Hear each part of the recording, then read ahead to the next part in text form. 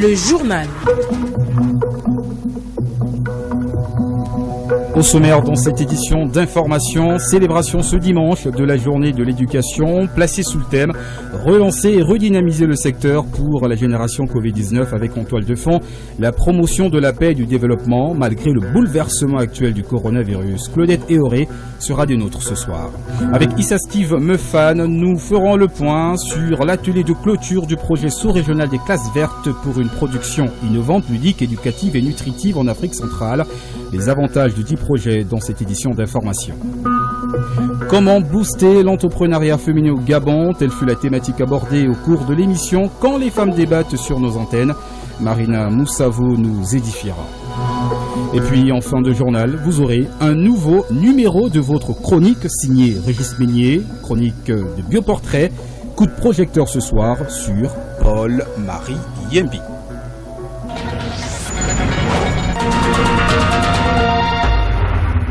Une présentation d'Ahmed Benievaka. Mesdames et messieurs, bonsoir et soyez les bienvenus sur Radio Gabon pour 30 minutes d'information. Avec tout d'abord cette célébration de la journée internationale de l'éducation ce 24 janvier, une journée proclamée par l'Assemblée générale des Nations Unies l'an dernier afin de mettre en lumière le rôle de l'éducation pour la paix et le développement. Voyons tout cela avec Claudette Eoré. En effet, cette troisième édition de la journée consacrée à l'éducation se célèbre dans le contexte de la pandémie de Covid-19, une crise sanitaire qui a entraîné à l'échelle mondiale une perturbation de l'apprentissage d'une ampleur et d'une gravité sans précédent. Ainsi, la fermeture des écoles, des universités, des programmes d'alphabétisation et d'apprentissage tout au long de la vie a bouleversé la vie de plus d'1 600 000 d'apprenants dans plus de 190 pays.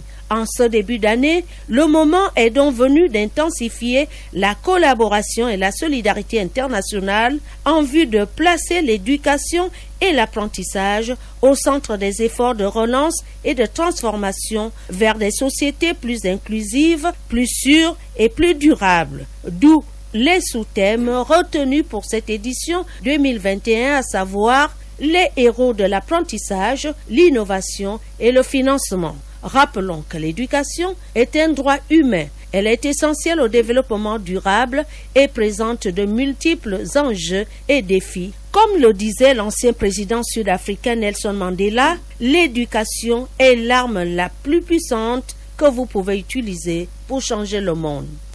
Et selon l'Institut de statistique de l'UNESCO et le rapport mondial de suivi sur l'éducation, un enfant sur 10 est plus susceptible de terminer le deuxième cycle du secondaire et seulement 2% des filles les plus pauvres des pays à faible revenu achèvent ce deuxième cycle du secondaire.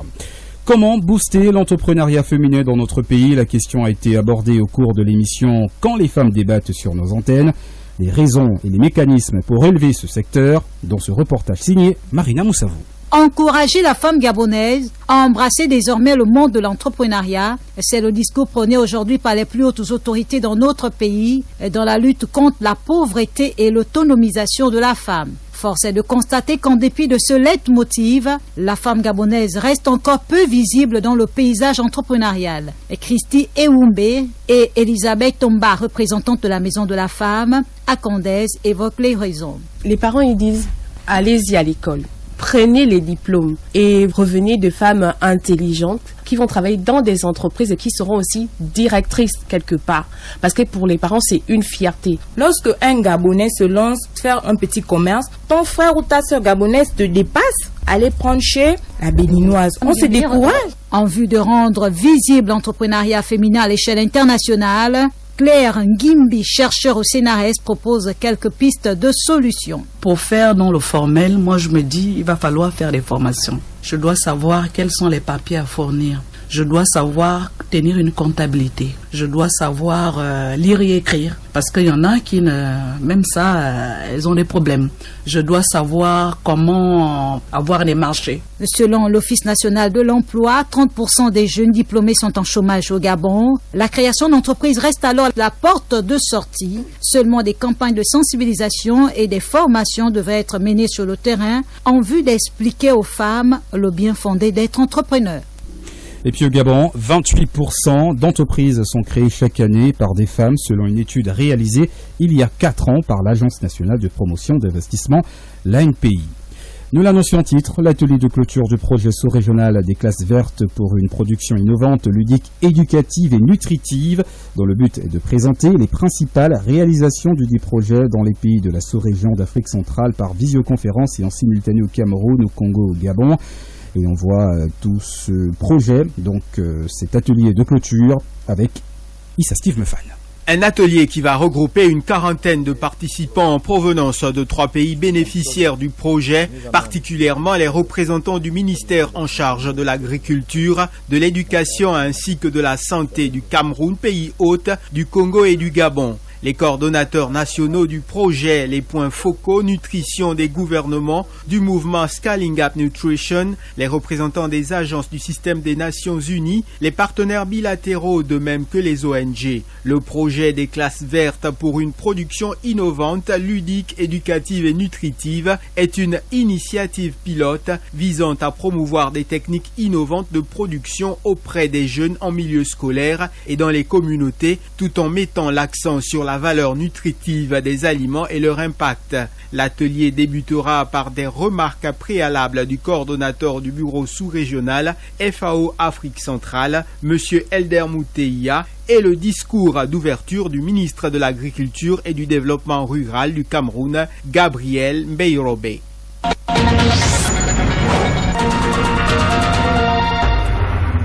Vous écoutez Radio Gabon 88.7, 96.5 FM à Libreville. Régularisation des situations administratives à la fonction publique sur les différents dossiers en voie de traitement. Mauvaise nouvelle, ceux de la communication n'ont pas été pris en compte, selon Aminata Ondo, membre du comité de pilotage du Forum de la fonction publique, par ailleurs présidente du SINAP. Après vérification des travaux, que je vous propose d'ailleurs d'écouter au micro de Marina Moussavou. Dans les 1044 agents en situation solde qui vont être pris en compte cette fin du mois ne figure pas la communication. Alors elle m'a répondu qu'effectivement cela se fera progressivement. Mais nous savons que la communication depuis longtemps fait partie des ministères qui n'ont pas pu intégrer qui que ce soit depuis 5 ans parce que nous étions dans une situation de gel. Et nous connaissons tous que dans ce gel, il n'y avait que certains ministères qui étaient pris en compte. Mais lorsqu'il faut ouvrir, il faut tenir compte déjà de ça. De un, que tout le monde puisse être aligné parce que nous avons des cas de reclassement à la communication. Nous avons des cas des concours des agents qui sont partis en stage par voie de concours. Ils n'ont pas été pris en compte. Nous avons beaucoup d'agents qui attendent recrutement par voie directe qui ne sont pas encore pris en compte. Les agents sont inquiets. Et moi particulièrement, la présidente, je suis inquiète. Pas que je doute de cette considération que le gouvernement a vis-à-vis de la communication, parce que nous sommes un secteur sensible, il faut le dire, et nous travaillons comme les autres, nous méritons beaucoup de considération. Nous n'avons pas de prime d'astreinte, nous n'avons pas un statut particulier jusqu'ici qui n'a pas été pris en compte. Nous n'avons pas obtenu de bonification, alors que les autres secteurs l'ont obtenu. Lorsqu'il s'agit d'intégrer, on se dit que cette fois, au moins, on aura à régler certains nombres de problèmes, parce que nous avons des agents chez nous qui sont rentrés de stage ou qui sont intégrés par voie directe, qui sont diplômés, mais qui attendent cette occasion de rentrer à la fonction publique parce qu'ils font le même boulot que nous et ils sont payés souvent sous forme de cachet. Et vous savez que pour l'instant, la mise en œuvre des réformes n'est pas encore effective parce que les textes ne sont pas encore appliqués. Donc nous sommes un service public et la subvention de l'État ne suffit pas aujourd'hui à régler nos problèmes, non seulement pour le fonctionnement, mais également pour régler le problème des salaires. Donc nous pensons qu'avec cette ouverture aujourd'hui d'intégration, on va prendre en compte tous ces jeunes qui attendent depuis ma foi 5, 10, 15 ans, depuis qu'ils sont rentrés, qui n'ont pas pu entrer dans la fonction publique et qui sont des professionnels. Il est à noter que ce lundi, la présidente du syndicat national des professionnels de l'audiovisuel public, Aminata Ondo, que vous venez d'écouter, animera une assemblée générale ici à la maison Georges Rahuiri, évidemment sur cette situation administrative des agents publics. Dans ce journal également, pas de bonnes nouvelles du côté de Bikelenzong, dans le 3e arrondissement de Ntoum. Le tronçon connaît actuellement une dégradation très avancée qui ne favorise pas le déplacement des populations et autres usagers de la route. Le constat est d'Achille Mwanda Moussouti. Pour constater de l'ampleur de la dégradation de la route Bikelenzong, nous l'avons nous-mêmes testé. Embarqués dans notre véhicule de liaison, il nous a fallu 30 minutes pour parcourir les 7 km qui séparent les deux extrémités. Une lenteur consécutive à la présence excessive des nids de poules, crevasses et bourbiers. Ces obstacles, accentués par la saison de pluie, empêchent aux usagers de cette route de se mouvoir. Quand là, tous les jours, il faut le changer. Tout le temps, il faut changer les amortisseurs, les pneus, même le disque d'embrayage. On a des problèmes de pièces de rechange et tout ça, c'est difficile. Nous sommes dans la difficulté. Le travail aussi s'est bloqué à cause de l'eau. On a mis un peu la latérite là, qui n'a pas duré. Tout est parti. Il reste que la boue là, parce qu'il y a trop de pluie. C'est vraiment compliqué ici.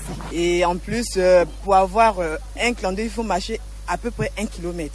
À partir de la préfecture, ici à la cité jusqu'au 12, c'est 1000 francs. On dit qu'avant c'était 300. C'est vraiment difficile, vous-même voyez l'état de la route.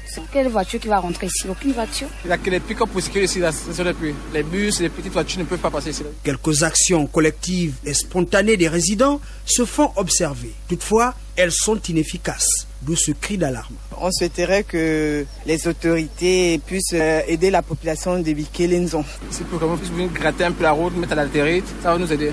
Cette route est très importante. Il y a beaucoup de gens qui habitent ici et qui travaillent à Libreville. On veut que l'État nous aide à arranger cette route, gratter, nous mettre la latérite. C'est nous-mêmes qui avons fait les cotisations pour arranger la route. Quand il y a les creux comme ça, on est obligé de cotiser pour que les jeunes du quartier viennent fermer les trous. On peut faire par exemple 500-500 pour ceux qui sont pour ceux qui ne sont pas pour, ils le banalisent. Chaque maison donnait 20 000 francs. En zone, plusieurs infrastructures, notamment le complexe sportif de la Fegafoot fonctionnel, les logements sociaux destinés aux déguerpis, le complexe scolaire et le centre médical non encore ouverts mériteraient d'être valorisés et pour cela, les voies de communication demeurent indispensables.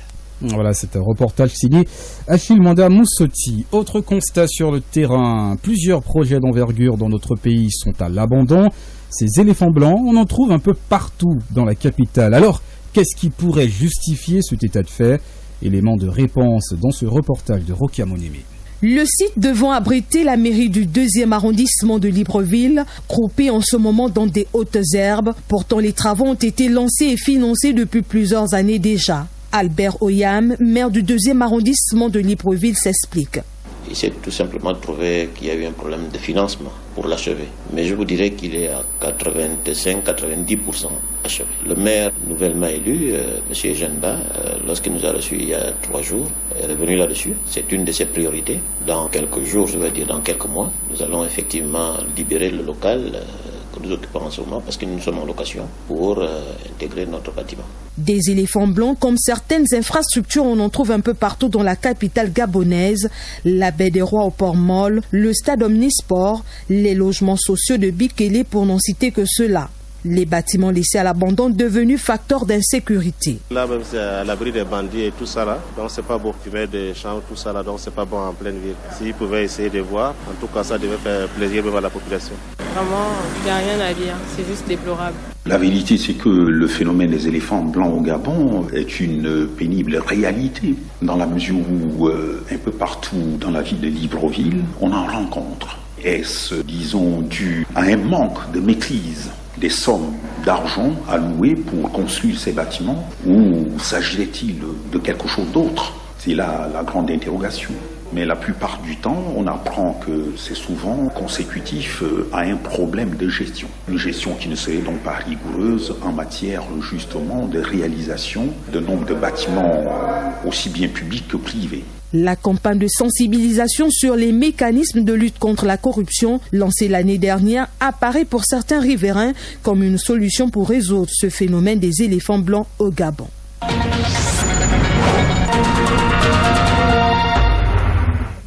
À 38,6 km de Libreville, et là nous sommes dans la commune de Ntoum, les populations s'inquiètent et interpellent les autorités compétentes sur la flambée des prix des denrées alimentaires. Les précisions avec Maurice Mugunga.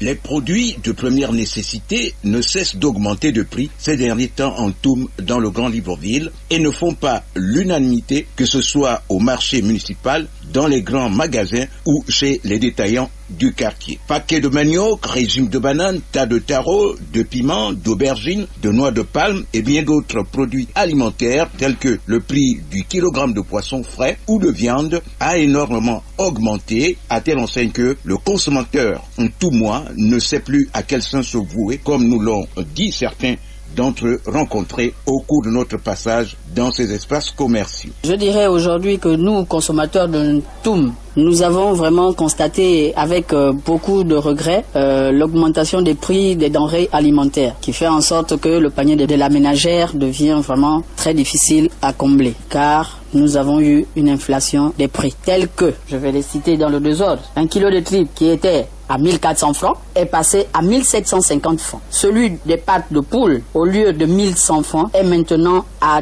1250 francs. Le bidon d'huile, qui était à 4500 francs, est désormais à 5000 francs. Nous sommes dans une situation très délicate. Au niveau de Ntoum, nous ne vivons pas invivable avec les prix exorbitants. Parce que nous n'arrivons pas à comprendre qu'un kilo de poisson va coûter 3500 à 4000 francs, mais nous ne comprenons rien du tout. Et alors, nous n'avons plus d'autres ressources. Mais moi, je dirais quand même que la mairie de Ntoum doit avoir sa mercuriale. Et comme ça, on doit afficher un peu partout, dans tous les magasins, de vente de vivres. De leur côté, les commerçants évoquent le prix du transport qui a également grimpé. Aussi, les populations sont-elles surprises du mutisme des services de réglementer les prix dans la localité. Ceux-ci devaient investir régulièrement ces marchés, magasins et restaurants afin de fixer les prix selon la norme dans ce secteur d'activité. Ntoum, Maurice Mungonga pour Radio Gabon, la référence. Et poursuivrons notre périple, cette fois-ci hors de la province de l'Estuaire, direction le Moyen-Ogooué, précisément au département de la Bangabine, où le gouverneur de la province vient de séjourner dans le cadre de sa tournée provinciale. Les détails avec Estaki Ibwangangimbi.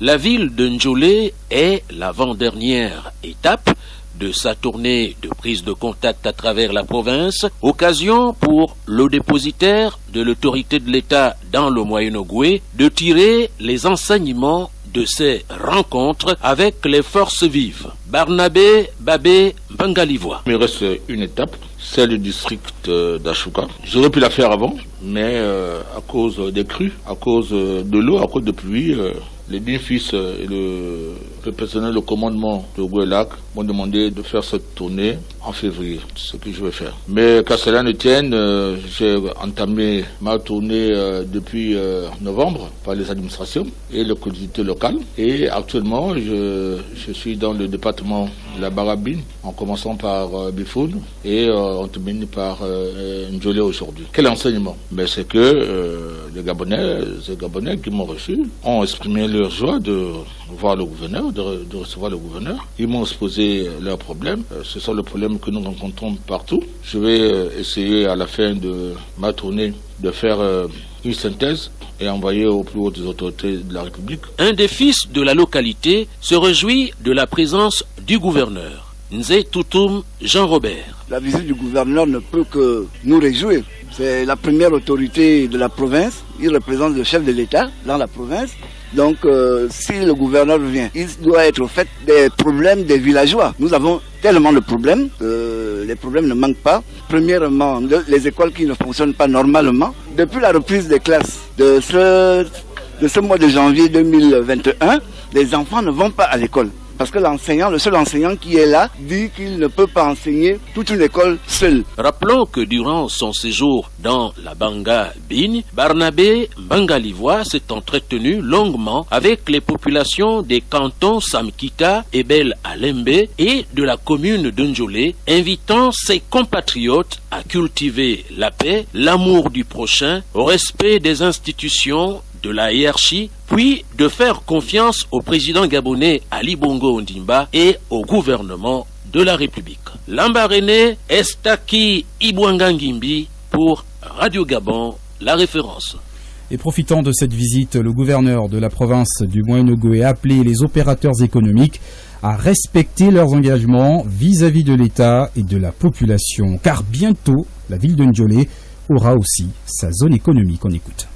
Le gouverneur que je suis conseiller économique du gouvernement. Et il fallait quand même que je touche le doigt et que je sache le nombre d'opérateurs économiques dans ma province. Et vous êtes sans ignorer que bientôt, on va mettre en place, en pratique, la zone économique de Lambaréné. Et un petit coq chez nous. Et il était de bonne loi en tant que gouverneur de rencontrer ces opérateurs économiques et de les connaître physiquement et de les sensibiliser sur un certain nombre de choses, dont le respect de la loi gabonaise. Et respecter la parole donnée aux populations. Parce que le gouverneur, il protège les opérateurs économiques, mais il protège les populations. Donc, il est au milieu. Alors, les entreprises, notamment d'exploitation forestière, qui jusqu'à présent rechignent à signer les cahiers des charges dans les zones impactées, il fallait les ramener à la raison. Et puis, la responsabilité sociétale d'entreprise, il fallait leur expliquer pour qu'ils puissent remplir leur mission. C'est pas nous qui avons inventé ça, c'est contenu dans le cahier des charges et c'est contenu dans la nouvelle loi forestière et minière. Donc, je ne l'ai pas inventé. Le gouvernement a pris cette décision parce que le gouvernement pensait qu'il fallait que les populations puissent vivre l'impact positif de la présence de ces entreprises dans leur zone. Voilà, vous venez d'écouter le gouverneur de la province du Moyen-Ogooué, Bardambé Babé Bangalivoa, au micro d'Esteki Bangangimbi. Et puis, le directeur provincial du cadastre et de l'urbanisme est dans le département de la Mouang, c'est dans la province du Goué-Vindo. Franck Alain Evu Menzing souhaite réglementer le domaine foncier à Ovan. Les précisions avec Cécilie Akoma-Mendom. Le directeur provincial du cadastre et de l'urbanisme de l'Ogooué-Ivindo vient de séjourner dans le département de l'Anvoung à Ovan, dans le but de faire bénéficier aux Ovanais de nouveaux sites d'une capacité de 200 parcelles dénommées Ovan Village et Alenakeri. Franck Alain Evouemenzeng, directeur provincial du cadastre et de l'urbanisme de l'Ogooué-Ivindo. Je demande également aux populations de l'Anvoung d'aller auprès du service départemental, déposer les dossiers afin de pouvoir bénéficier des parcelles qui sont désormais disponible. Bien entendu, il y a eu également des échanges pour le troisième point avec les populations qui ont tenu, je puisse répondre à quelques petites préoccupations, notamment le sujet concernant les permis de construire, les relations qu'il y a entre la mairie de l'Anvoung et le service du cadastre de l'Anvoung. J'ai clairement expliqué aux populations que la mairie, c'est l'administration déconcentrée. Nous sommes une administration centrale. Nous avons effectivement des relations qui nous lient à la mairie en ce qui concerne le permis de construire. Le permis de construire, je l'ai rappelé aux populations de l'Anvoung, est délivré au compte de l'État par le maire en ce qui concerne les communes et par les présidents du conseil départemental en ce qui concerne les départements. Le cadastre, le service du cadastre, c'est un service technique. Lui qui donne des autorisations de construire. C'est un document technique. Rappelons que c'est après la création des lotissements Beaucartier 1 et 2 à Makoko, puis Bellevue 1 et 2 à Boué, le tour est revenu à la commune d'Ovan. Notons que la direction provinciale de l'urbanisme et du cadastre vise, à travers ce projet, de rendre accessible le domaine foncier aux populations ogivines afin de mettre fin aux tracasseries d'acquisition des parcelles à la portée de tous. De Makoko, Cécilia Komamendom pour Radio Gabon, la référence. Et nous recevons dans ce studio Gaël Mbimba Okoko pour évidemment l'actualité hors de nos frontières. Bonsoir Gaël. Bonsoir Ahmed Benievaka, bonsoir à tous. Tout d'abord en Centrafrique, précisément à Boire. Le ravitaillement en médicaments pour les déplacés se complique. L'axe principal d'approvisionnement à partir du Cameroun toujours bloqué, ce qui crée des tensions dans le ravitaillement de Bangui, mais aussi dans d'autres villes sur l'axe comme à Boire. Les besoins humanitaires y sont importants après les combats des 9 et 17 janvier. L'approvisionnement en produits divers et notamment en produits médicaux est compliqué par la crise sanitaire. Et puis au Congo-Brazzaville, Denis Sassou Nguesso annonce sa candidature à la présidentielle. Plusieurs fois sollicité pour être candidat à sa propre succession lors de la présidentielle programmée le 21 mars prochain, Denis Sassou Nguesso, chef de l'État congolais, a mis à profit samedi 23 janvier 2021 une cérémonie de lancement des travaux de construction d'une route à Kibangu dans le Niari pour annoncer sa candidature. Toujours en politique cette fois-ci, en Côte d'Ivoire, le RHDP mobilise ses troupes et là nous sommes dans les législatives. Là-bas, les partis politiques sont en ordre de marche vers les législatives de mars. Des centaines de candidats sont en lice pour le renouvellement au terme d'un scrutin à un tour des 255 sièges de l'Assemblée nationale repartis sur 205 circonscriptions. Le RHDP du président Alassane Ouattara présente des candidats partout et s'est dit sûr de sa victoire. Merci Gaël Bibokoko. Tout de suite, la page des sports.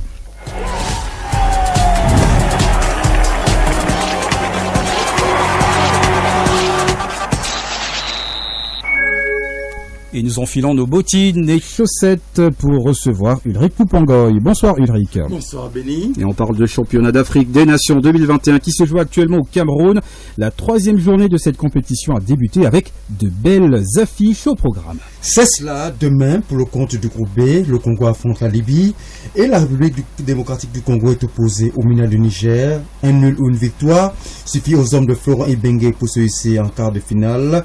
Mais attention aux Nigériens qui peuvent, en cas de victoire sur la République démocratique du Congo, accéder au tour suivant. Une rencontre qui s'annonce très engagée. Hier dans le groupe D, pour le compte de la 2e journée, la Zambie et la Guinée se sont séparés sur un score de parité 1 but partout. La Namibie a été battue par la Tanzanie 0 but contre 1. La finale de l'épreuve va se disputer le dimanche 7 février 2021. On reste dans le football. Le National Foot 1 et 2, saison 2019-2020, a été suspendu l'an dernier à cause de la Covid-19. C'est Boumidi Sport et Manga Sport qui ont représenté notre pays aux compétitions africaines. La nouvelle saison sportive de notre championnat n'a pas encore débuté alors que nous sommes déjà en janvier. Aucune date n'a encore été annoncée jusqu'à présent. Une situation qui inquiète les férus du ballon rond. Écoutons le président de la Ligue nationale de football professionnel, Brice Bika Djambou, qui s'exprime à ce sujet. Il est au micro de Frédéric Nancy Pagne. Depuis le 9 juillet 2020, plus jamais nous n'avons été au courant de la suite. Nous avons saisi la Fédération Foot à plusieurs reprises. Nous avons saisi le ministère des Sports à plusieurs reprises. Jusqu'au moment où nous parlons, nous n'avons absolument aucune information sur la reprise du championnat. Vous savez que par parallélisme de forme, nous, on a suspendu le championnat parce que nous sommes un démembrement de la FEGAFOOT. La FEGAFOOT a décidé d'arrêter le championnat. Donc, il ne revient pas à la LINAF de décider de la reprise du championnat. Les formes voudraient que l'instance qui a arrêté le championnat puisse décider de la reprise du championnat au regard d'un certain nombre d'éléments en sa possession. Le ministre en charge du sport, Fangema, a exigé la tenue des assises du football avant le lancement du National Foot 1 et 2 saison 2020-2021. Une décision bien accueillie par les acteurs du football national. Écoutons à nouveau Brice Bika Djambou, toujours au micro de Frédéric Nancy Pagne. Nous sommes pour les assises remaniées. Il faut un autre format. Un format dans lequel il y aura un plan d'action programmé et la mise en place d'un comité de suivi plutôt que de recommandations de tiroir. Il faudrait que tous les acteurs de la chaîne de football se mettent ensemble pour définir de manière consensuelle une commission de travail, la définition d'un chronogramme et d'un plan de travail en faisant un état des lieux juridique, logistique et financier de l'existant. Ensuite, un inventaire des catégories d'acteurs, l'élaboration des modèles fonctionnels du football qui va nous permettre de sortir de la situation dans laquelle nous sommes. Mettre en place un comité de suivi avec un chronogramme qui va nous amener à appliquer mesure par mesure. C'est le profil d'un dirigeant sportif. Il faut aussi aller regarder comment réorganiser le football amateur. Et le football professionnel devrait financer le football amateur. Voilà, il s'agissait évidemment du président de la LINAF qui était évidemment au micro de Frédéric Nancy Pagna. Tout de suite, le rappel des titres. Célébration ce dimanche de la journée de l'éducation, placée sous le thème « Relancer et redynamiser le secteur pour la génération Covid-19 » avec en toile de fond la promotion de la paix et du développement malgré le bouleversement actuel du coronavirus. Claudette et Auré étaient des nôtres ce soir. Avec Issa Steve Mefa, nous avons fait le point sur l'atelier de clôture du projet sous-régional des classes vertes pour une production innovante, ludique, éducative et nutritive en Afrique centrale. Comment booster l'entrepreneuriat féminin au Gabon? Telle fut la thématique abordée au cours de l'émission Quand les femmes débattent sur nos antennes. Marina Moussavo nous a édifiés. Et puis, juste après, évidemment, ce journal, nous allons vous laisser avec le bioportrait de Paul-Marie Yambi. Mais avant, on rappelle l'équipe technique qui a composé cette édition du soir. Mise en onde, Léopold Lombo Mazuku. Coordination rédactionnelle, Gaël Mbimba Okoko, Ulrich Koupongoy. Au montage, Julien Makita. Je suis Ahmed Benievaka et je vous laisse en compagnie des programmes de Radio Gabon. Poursuite de la série Bioportrait initiée par la rédaction de Radio Gabon. Aujourd'hui, Paul-Marie Yembi est à l'honneur et c'est un récit signé Régis Meunier.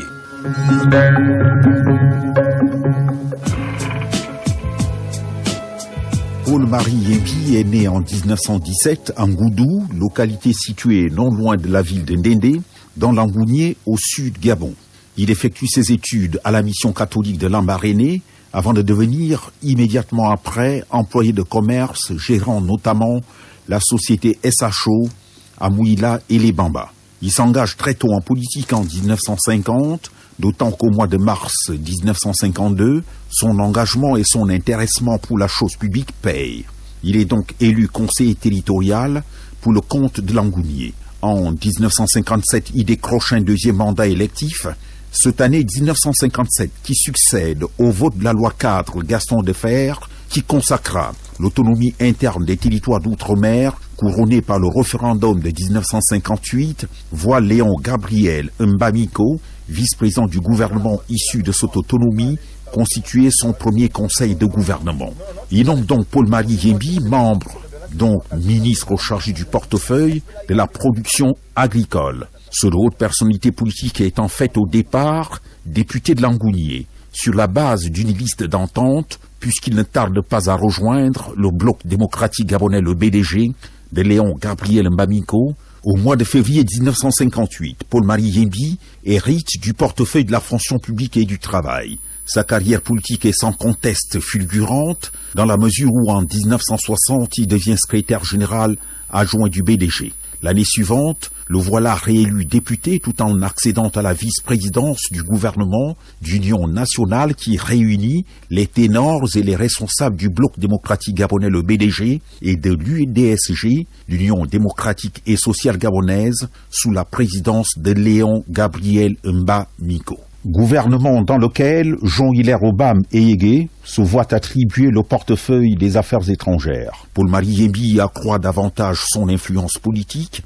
puisqu'en 1963, il ajoute une nouvelle corde à son arc en se faisant élire sans coup férir maire de Mouila, tout en conservant son poste de vice-président, titulaire du portefeuille de la justice, bras séculier de l'État. Quand éclata donc le putsch militaire dans la nuit du 13 au 14 février 1964, qui emporta le régime du président Léomba, Paul-Marie Yembi a la baraka. Il a la chance. Il ne fera pas partie des hautes personnalités de l'État à avoir été neutralisé par les jeunes militaires en furie qui venaient de confier le pouvoir à Jean-Hilaire Obam Eyege, qui mit derechef sur pied un gouvernement provisoire.